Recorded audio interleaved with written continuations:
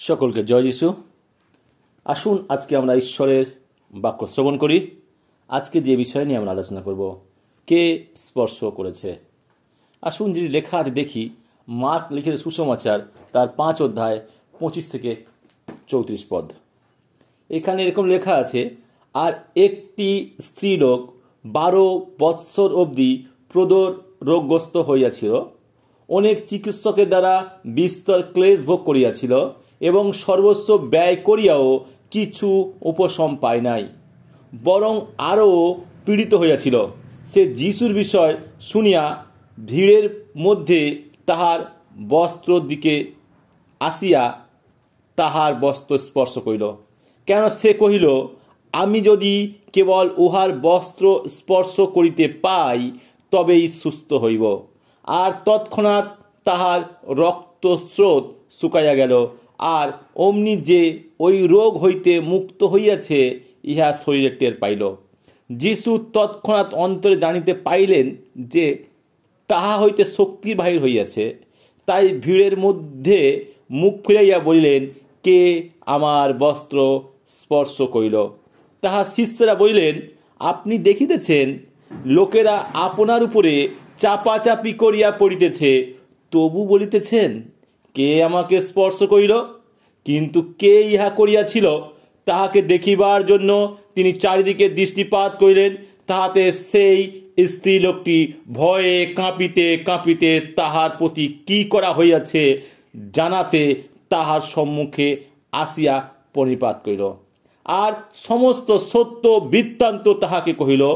তখন তিনি তাহাকে কহিলেন, হে কন্যে, তোমার বিশ্বাস তোমাকে রক্ষা করিল, শান্তিতে চলিয়া যাও, তোমার রোগ হইতে মুক্ত থাকো। ঈশ্বর তার বাক্য দ্বারা আমাদের প্রত্যেকে আশীর্বাদ যুক্ত করুন, আমেন। আমরা এখানে দেখলাম কে স্পর্শ করেছে।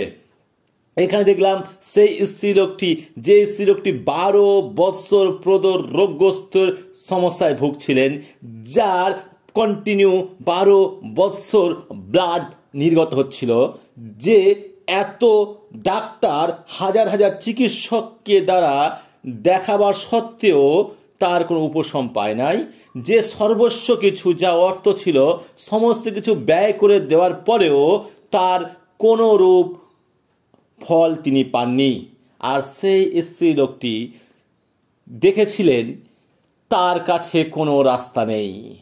তিনি যখন দেখলেন, আমি এই সমাজে এই 12 বৎসর রয়েছি, আমার কাছে আর বাঁচার কোনো জায়গা নেই।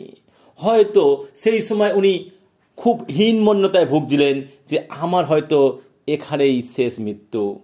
আমরা দেখি সেই কোন পরিস্থিতিতে একটি নারী ওই সমাজের সময়, যে সমাজের নারী পুরুষের বিভেদ ছিল, যে সমাজে নারীদেরকে পুরুষের সমান কোনো মর্যাদা দেওয়া হতো না, সেই সময় এক নারী কোন পরিস্থিতিতে পড়ে একটা দল, যে দল রয়েছে জনতার দল, সেই জনতার দলের ভিড়ের মাঝে একা ঠেলতে ঠেলতে প্রভু যিশুর কাপড় গিয়ে স্পর্শ করেছিলেন।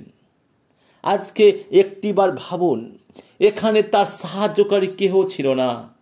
তিনি ওই রুগ্ন শরীরে যে 12টা বৎসর কন্টিনিউ ব্লাড নির্গত হচ্ছে, রক্ত নির্গত হচ্ছে, সেই নারী, তিনি সেই ভিড় ঠেলতে ঠেলতে তার মাঝে যাওয়ার পরে প্রভু যিশুর কাপড়টি তিনি স্পর্শ করতে পেরেছিলেন।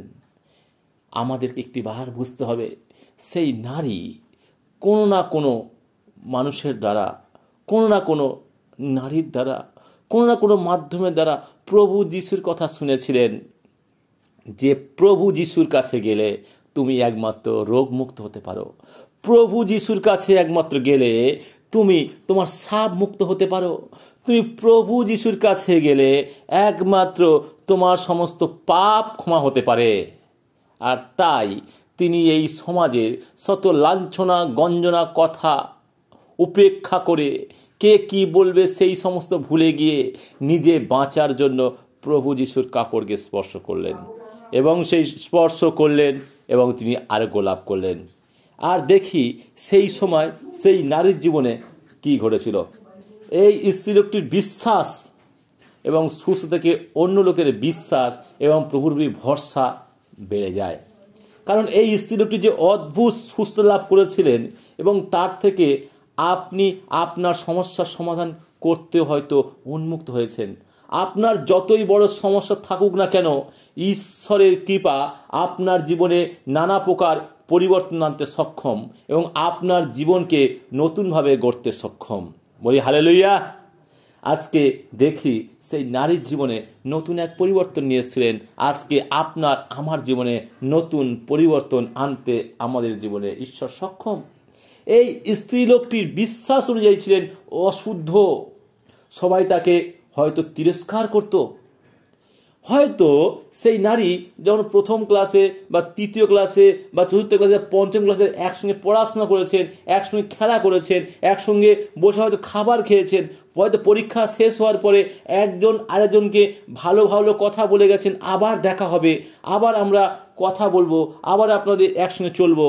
কিন্তু দেখুন ভাগ্যের কি পরিহাস, আজ সে ঘরের এক কোণে একা বসে আছে।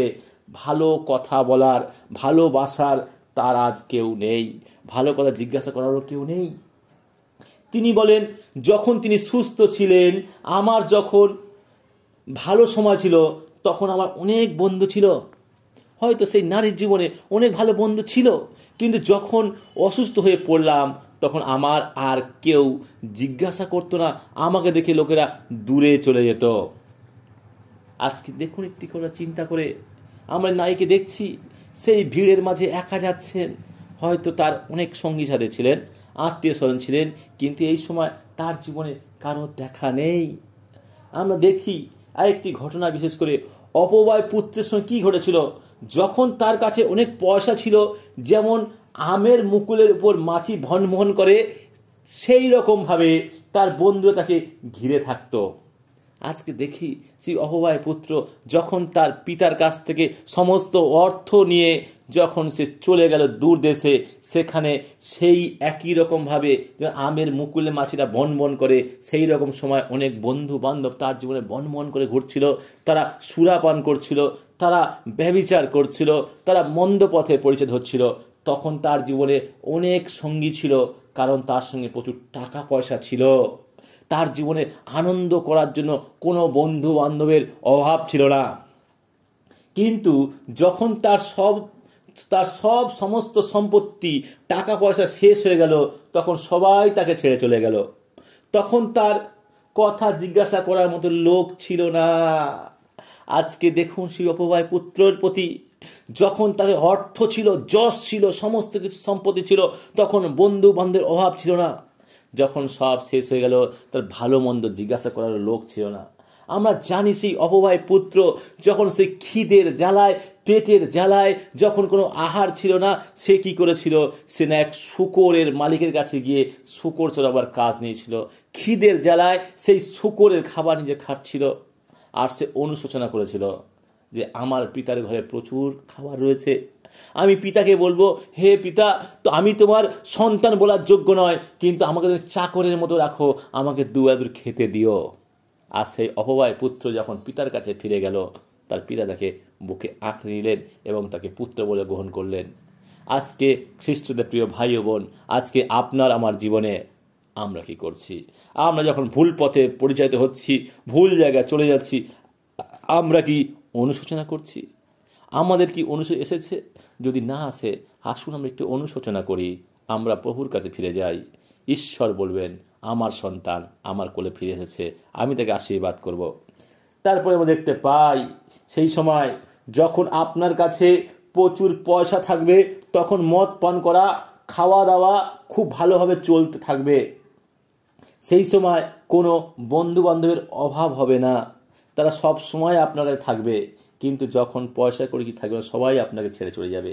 এটি হচ্ছে মানুষের প্রকৃতি। কিন্তু প্রভু যিশু বলেন, আমি কখনো তোমায় ত্যাগ করে যাব না, আমি সব সময় তোমার সঙ্গে আছি। খ্রিস্টের প্রিয় ভাই ও বোন, আজকে আপনাকে আমি মনে রাখতে হবে, প্রভু যিশু বলছে, আমি তো কোনো দিন ছেড়ে যাব না, কখনোই ছেড়ে যাব না, আমি তোমার সঙ্গে সব সময় আছি। যেমন দেখুন সেই স্ত্রী লোকটি, যার 12 বৎসর প্রদর রোগ সমস্যা ভুগছিলেন, যখন তিনি 12 বছর ব্লিডিং হওয়ার পরে অনেক কমজোরি ছিলেন, আজকে আমাদের শরীর থেকে যখন 2 মিনিট 5টা মিনিট ব্লাড বেরিয়ে যায়, রক্ত বেরিয়ে যায়, আমরা ঝিমিয়ে পড়ি, ঘুমিয়ে পড়ি, ক্লান্ত হয়ে পড়ি। কিন্তু মায়েরা যারা প্রত্যেক মাসে কত না ব্লিডিং তাদের বেরিয়ে যায়, তবুও তারা আমাদের জন্য কত রকমভাবে সাংসারিক কাজ করে এগিয়ে চলেছে নিজের জনকে উপেক্ষা করে। কিন্তু এই নারী যিনি 12 বৎসর যখন প্রদর রোগগ্রস্ত ভুগছিলেন, তখন তার সাহায্যকারী কেহ ছিল না। একটি কথা চিন্তা করি, হয়তো সেই নারী তার পরিবারের জন্য, তার সংসারের জন্য যখন তিনি সুস্থ ছিলেন প্রচুর পরিশ্রম করেছিলেন। তিনি প্রতিনিয়ত সেই পরিবারকে সাহায্য করেছিলেন। যখন কিন্তু তিনি অসুস্থ হয়ে পড়লেন, তাহার সাহায্যকারী কেহ ছিল না।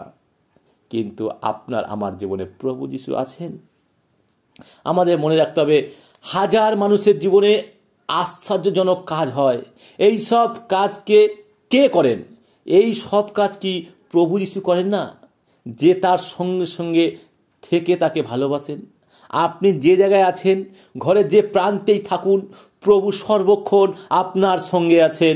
অন্য কেউ যদি আপনাকে ভুলেও যায়, কিন্তু প্রভু আপনার সঙ্গে আছেন। এই বিশ্বাস কি আপনার আছে? আপনি যখন কোনো রূপ সমস্যায় আছেন, কেহ সাহায্যকারী না থাকলে প্রভু যিশু আপনার সঙ্গে সঙ্গে সর্বদাই আছেন। এই স্ত্রী লোকটির ঘরের মানুষজন তাকে ছেড়ে চলে গিয়েছিলেন। যখন তিনি সুস্থ ছিলেন তখন তিনি ধার্মিক ছিলেন, কিন্তু অসুস্থ হওয়ার পর তাকে অসুস্থ ঘোষণা করা হলো।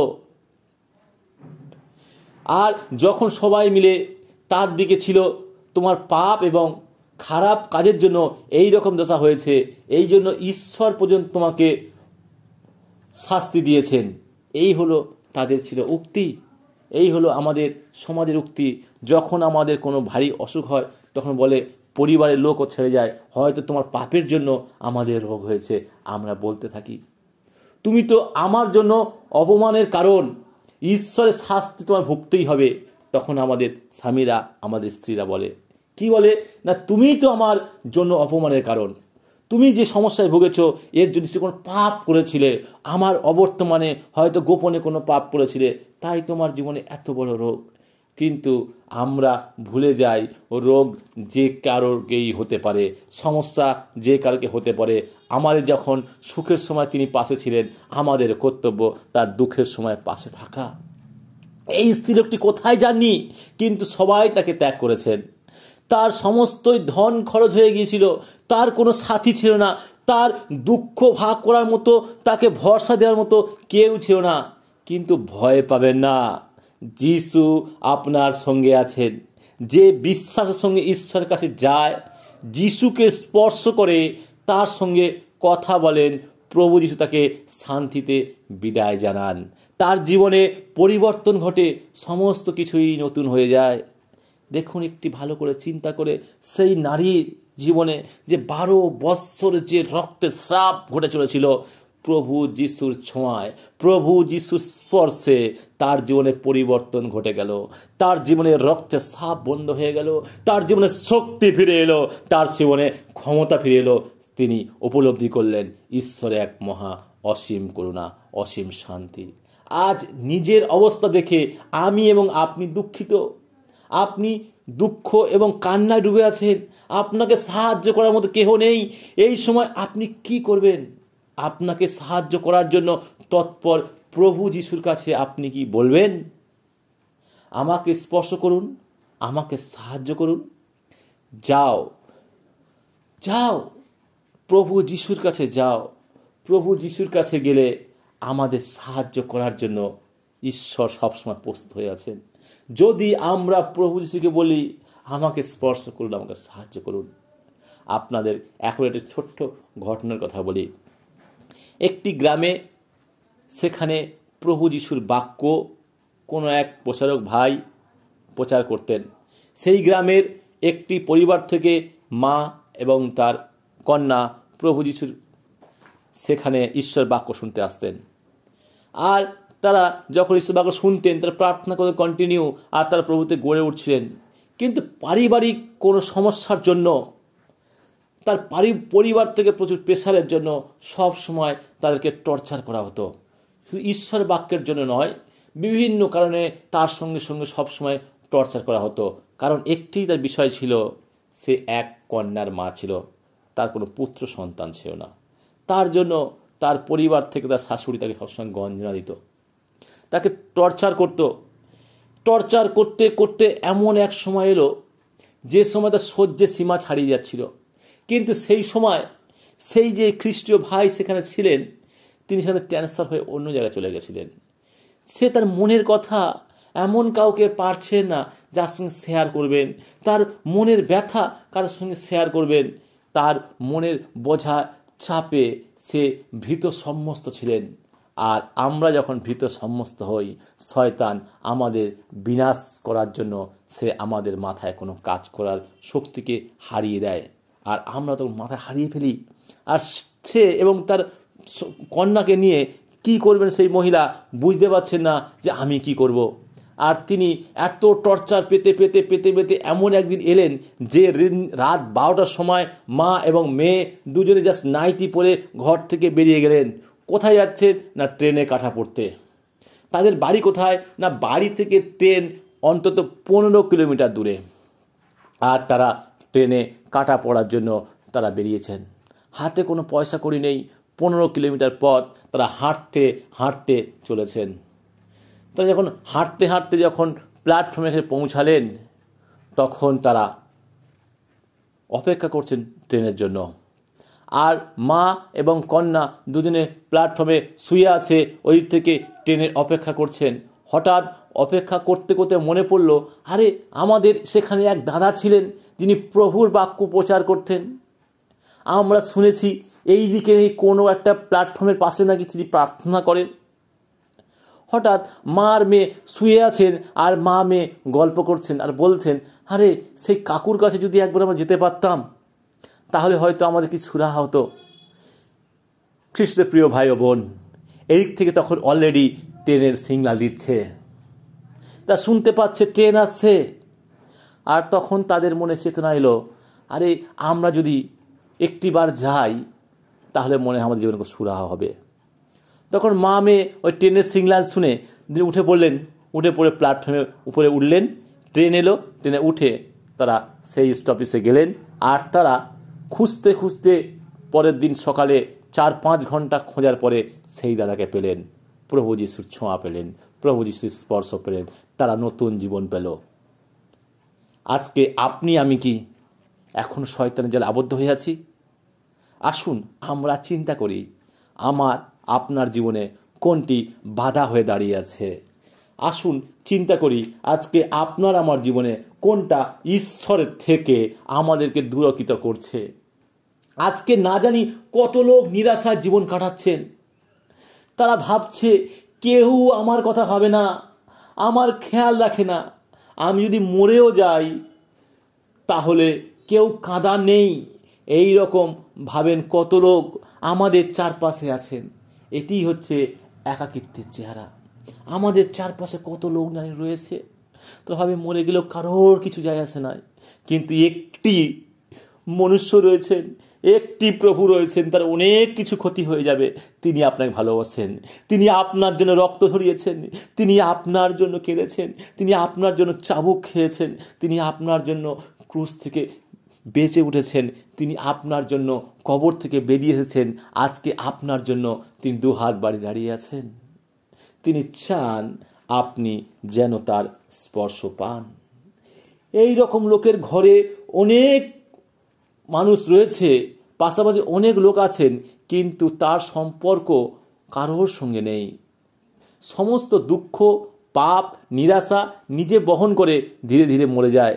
এখন আর আমার কোনো আশা নেই বলে আপনি নিরাশ হন। আজকে চিন্তা করুন, আজকে আপনি আমি কোন জায়গায় রয়েছি। এই রকম লোকের ঘরে অনেক লোক আছেন, পাশাপাশি অনেক লোক আছেন, কিন্তু তার সম্পর্ক কারোর সঙ্গে নেই। এই রকমভাবে আমাদের সমাজে প্রত্যেকের পরিবারে রয়েছে। আমরা একই সঙ্গে বসবাস করি, কিন্তু আমাদের সঙ্গে কথা বলার কেউ নেই। আমরা চিন্তা করি আমি আর বেঁচে কি করে পৃথিবীতে, আমার মনে হয় মৃত্যুই জীবনের শেষ। এই রকমই একটি ঘটনা আপনার সামনে আরেকটি বার আমি বলতে চাই। একজন যুবক তিনি এসে বলছেন, আমি আত্মহত্যা করার জন্য চেষ্টা করেছি, আর কিছুদিন আগেও আমি 1 বোতল অ্যাসিড এনে রেখেছিলাম, ভেবেছিলাম এর সাহায্যে আমি আমার জীবন শেষ করে দেব, কিন্তু আমার বোন ওই বোতল সরিয়ে নেয়, তা না হলে আমি মরে যেতাম। বলছে আমি অ্যাসিডে রেখেছিলাম, অনেকবার আমি আত্মহত্যা করার চেষ্টা করেছি, 17 বার আমি 17 বার আত্মহত্যা করার চেষ্টা করেছি, আমি একবারও পারিনি, ব্যর্থ হয়েছি বারেও। কেন সে বারবার আত্মহত্যা করতে চাইছে? তিনি বললেন, পুরনো কথা আমাকে দুঃখ দেয়। তার পুরানো কথা দুঃখ দেয়। কি তার পুরনো কথা? না, আমার জন্ম এক লাখপতির ঘরে হয়েছিল, আমার মাতা এবং পিতার ঘরের লোকজনের যথেষ্ট পয়সা ছিল, কিন্তু এখন আমার কাছে একটা জামা কেনারও পয়সা নেই। এর কারণ হচ্ছে আমার বাবা। সে দিন এবং রাত্রি প্রচণ্ড নেশা করেন এবং খুব খারাপভাবে জীবন অতিবাহিত করেন, মদ্যপান করে মাকে মারতেন। এইভাবে করতে করতে মদ্যপান এবং তার খারাপ নেশা তার পরিবারের সমস্ত অর্থকে শেষ করে দেয়, তার পরিবারকে ধ্বংস করে দেয়। তাদের আজকে একটি জামা কেনার পয়সা নেই। চিন্তা করুন, আজকে আপনাকে আমাকে শয়তান কোথায় নিয়ে চলেছেন। এই রকম অনেক লোক আছেন যারা এই রকম কারণে অথবা অন্য কোনো কারণে আত্মহত্যা করার চেষ্টা করেন। স্বামী ভালোবাসেন না, অন্য কারোর সঙ্গে হয়তো সম্পর্ক আছে, তাদের আত্মহত্যা করার নানা কারণ থাকতে পারে। পবিত্র শাস্ত্র বলে শয়তান শেষ করার জন্য এসেছে। মানব জীবনে শেষই হচ্ছে শত্রু শয়তানের মুখ্য উদ্দেশ্য। সেই শয়তানের উদ্দেশ্য একটি, যে প্রত্যেকটা মানব জীবনকে সে শেষ করতে চায়। শয়তান আমাদের জীবন শেষ করতে চান।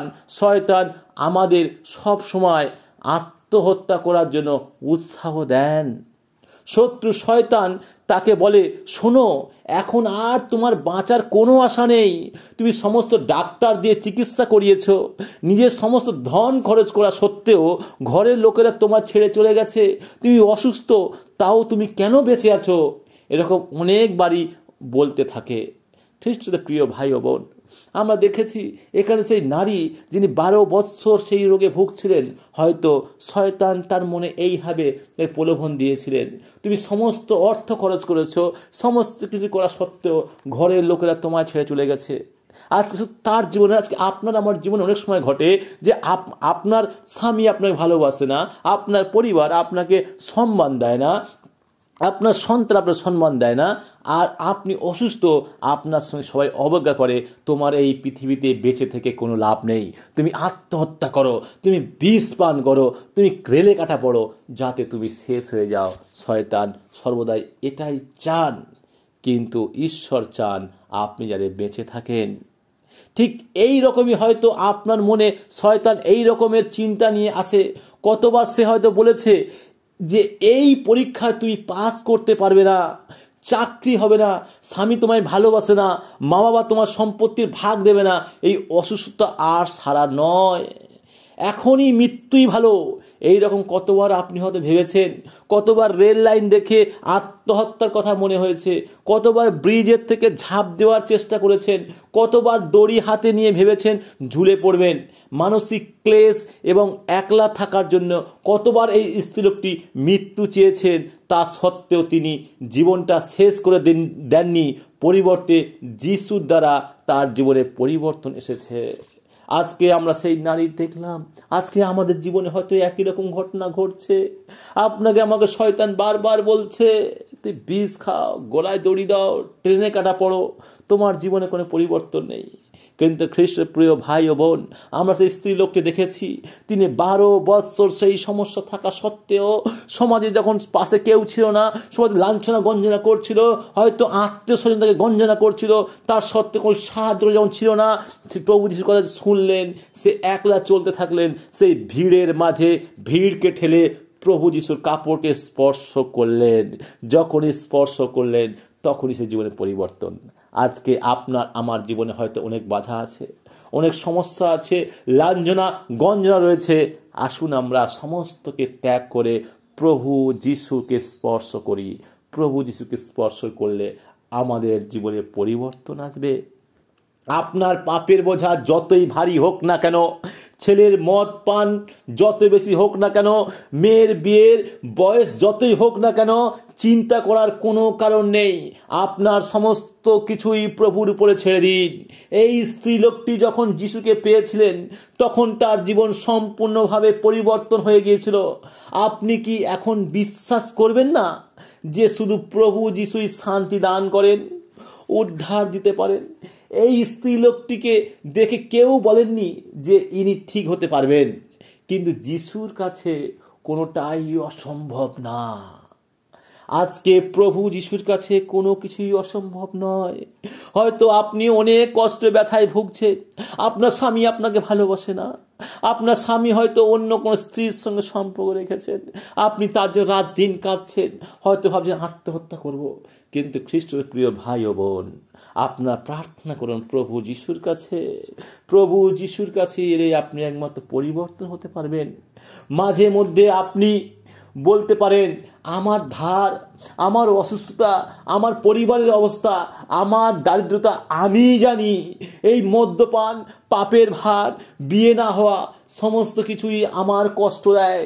এই ভার আমি বহন করছি।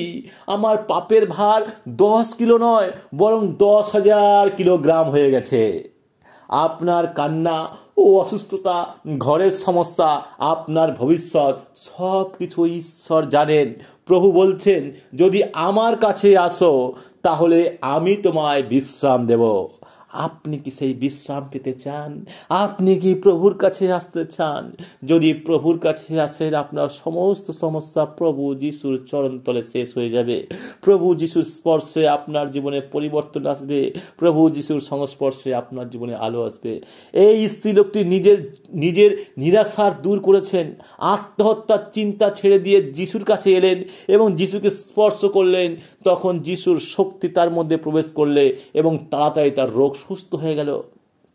যিশু বললেন, আমি দরজার সামনে দাঁড়িয়ে আছি, খটখটাচ্ছিলাম যে আমার আওয়াজ শুনে খুলে দেবে, আমি তার সঙ্গে ভিতরে গিয়ে ভোজন করব। আপনি কি বিশ্বাসের সঙ্গে যিশুর কাছে আসবেন? আজকে আপনি কি বিশ্বাসের সঙ্গে যিশুকে স্পর্শ করবেন? আপনি কি বিশ্বাসের সঙ্গে যিশুর সঙ্গে জীবনযাপন করবেন? যদি আপনি সেই স্ত্রী লোকটির মতন বিশ্বাস সহকারে প্রভু যিশুর সংস্পর্শে আসেন, আপনার জীবনে মিরাক্কেল কার্য ঘটবে। আপনার জীবনে পরিবর্তন আসবে, আপনার সন্তানদের জীবনে পরিবর্তন আসবে, আপনার পরিবারের জীবনে পরিবর্তন আসবে, আপনার সমাজের জীবনে পরিবর্তন আসবে। তখনই আপনার মনে হবে আপনাকে কে স্পর্শ করেছে।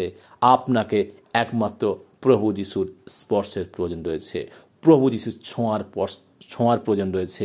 সেই স্ত্রীলোকটি এই সমাজের তোয়াক্কা করেছিলেন, এই জগতের তোয়াক্কা করেছেন, প্রভু যিশুকে স্পর্শ করেছিলেন, সুস্থ হয়েছিলেন, আরোগ্য লাভ করেছিলেন। আপনি কি সুস্থ হতে চান? আপনি কি আরোগ্যতা পেতে চান? আপনি কি সমস্যা মুক্ত হতে চান? আপনি কি অনন্ত জীবন পেতে চান? আসুন প্রভু যিশুকে স্পর্শ করুন। ঈশ্বর তার বাক্যের দ্বারা আমাদের প্রত্যেককে আশীর্বাদ যুক্ত করুন। আমেন।